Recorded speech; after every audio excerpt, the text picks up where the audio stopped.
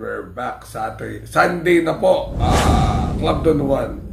So, medyo pasensya na ako may trangkaso ngayon. So, late vlog. Dahil sana umabot. Sana may mapulutan pa rin kayong maski na paano yung makatama kayo. Okay, race number 1. Race number 1. Alam mo, lamang naman to Sherbet Fountain. Peak 6 pero mukhang peak 5 na lang. Pero, syempre, binubuo yung kumpiyansa niyan. Dahil yung 4 and 5 kanila din Pero, 1, 4, and 5 na rin ako. Romantic story, galing nung pinanalo nung karanting ko. Masisigunda yan dyan. 1, 4, and 5. Alright? Alright! Yan. Sa race number 2 naman, wow, anybody's race. Pero parang ang kusunada ko dito ay Flaming June. Ang nandatrang ko, may 1.42 yata yan, or 43, if I'm not mistaken. So dyan ako, first choice. Alam nyo, itong karerang ito, iba-iba na nanalo dito kada karera At usually, dihado. So, galingan nyo. First choice ay Flaming June. Nalalamangan ako dyan. Second choice, Binalot A. Siyempre, sentimental favorite at parating naman yung tinatalo natin ito So, baka sakaling, isang beses pa naman siya natalo Kaya, District 1. So, baka bumalik yung dating buti nga Yan ang second choice ko. Third choice ko lang si District 1. 10, 14, and 3. Alright? Alright. Yan, race number 3. Sa race number 3, parang namang naman si Hoover Dam dito ng 1-12. Pero wag kayo, bakit si Song of Love ang pinili ni Mark Alvarez? So, hindi pwedeng mawalan yan. 1, 4, and 2 ko Lady Outlaw. Bumigla na si Lady Outlaw kay Hoover Dam, hindi lang yan nakuha. So, syempre, si Alvarez, yung A niyan, attorney yan So, attorney Alvarez, anak ni attorney. So, pag dyan binigay, sabihin, may buti yun. 1, 4, and 2. Alright? Alright. Dito tayo sa race number 4. Kasi, sabi ko nga, hindi ko naman taga masyadong tinatayan si Morally Ito pa, 1-6. So, tingin ko, mapapalabas siya ngayon. Resonant na ako dito. Ang second choice ko ay si Morally lang. Ang third choice ko si Anytime, Anywhere, tsaka si Tease the Moon. 6, 4, and 1. Pero masabi baka silang dalawa magbirahan, di ba? So, 6, 4, and 1. Alright? Alright. Sa race number 5, ito medyo lamang Lance in Gray. May mga trako na 1-12, 1-13. So, nung nakaraan, nasa lalak lang yan. Kalaban nga ni Aussie Bound dyan ako. Tapos, alisan na, saraduhan. So, yung karerang yan ay ginawa talaga para sa kanya.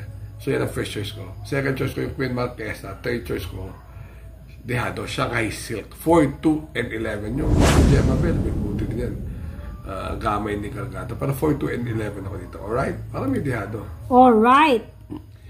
Dito naman sa race number 6, 5 ako dito. Kasi, yung si Crusading, counter-attack, tinalo na yan parating talunan ni Ace of Diamond yan, tsaka si Andiamo Ferenze, tsaka si Bridgestone. Parating talunan yan.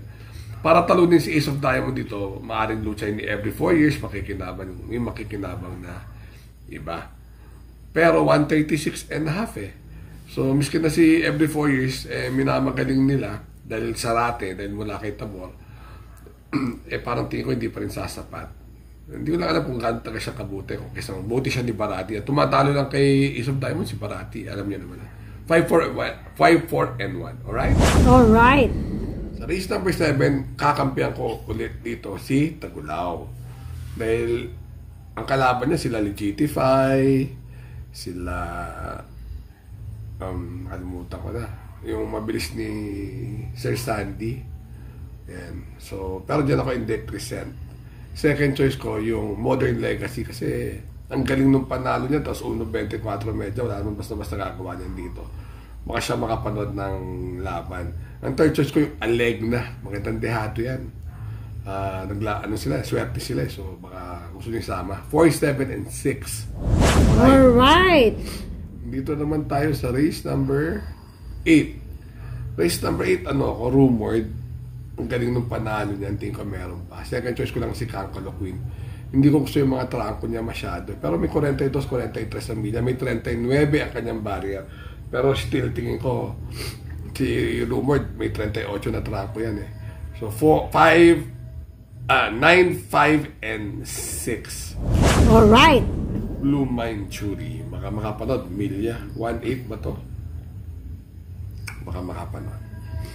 Yan. Race number 9. Pang all. Ito pinakamahirap na karera sa buong maghapon. Pero sa, ano ako dito, couple entry, Player Andre, tsaka Amiable Maxine. Yung Amiable Maxine, ang galing nung tinakbo niya ng huli, muntik manalo kay High Intensity. So sila lang yung consistent. Siya yung first choice ko. Second choice ko si Calendar Girl. Third choice ko si Top Crosser. 2, 7, and 5. Alright. Alright. Race number 10. Race number 10, dito, daily burn ako. Nalalamangan ako dyan. Yung, kung meron lamang yan talaga para sa akin. Second choice ko si Perfect Delight. Third choice ko si Manila Bay. 2, 1, and 3. Yung iba are considered. Tatlo na kayo dyan. Pero dos na ang taya nyo. Lamang yan. Daily burn. Alvin Gosin na. Perfect Delight and Manila Bay. Magbabakbakan lang yan. Milya pa karera. So, makakapabor sa atin. Yan. Race number 11. Two horse race. Kabayo ni Sir Sally. Alam mo, magbakbakan sila. Bigyan natin ng break si Hole in One. Hindi po manalo-nalo yan eh. Second choice ko lang si Longevity. Third choice ko yung Velvet Taste. Yung Velvet Taste, may mga 1-12, 1-39. Ang gagaling ng trako niya, ha? Ng Velvet Taste. Pero 2, 3, 2, and 5. Alam mo, magpatalo pa yung dalawa. Alright? Alright. Last race. Race number 12. Race number 12, ano ako dito? Dito ano ako? Streisand. Magkano pa ako ng mga derimate dito? Streisand ako dito. First choice. Second choice ko si Make Hay Hinete Nasakay. Third choice ko lang si Popoy and Basha. 2, 11, and 10. Alright. Medyo on the dehado side. Baka kursonado nyo. Pero marami na kayo dyan.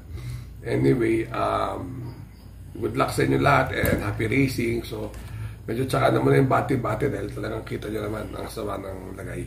See you guys. Enjoy the races. God is good because be good because God is good all the time. See you guys. Bye-bye.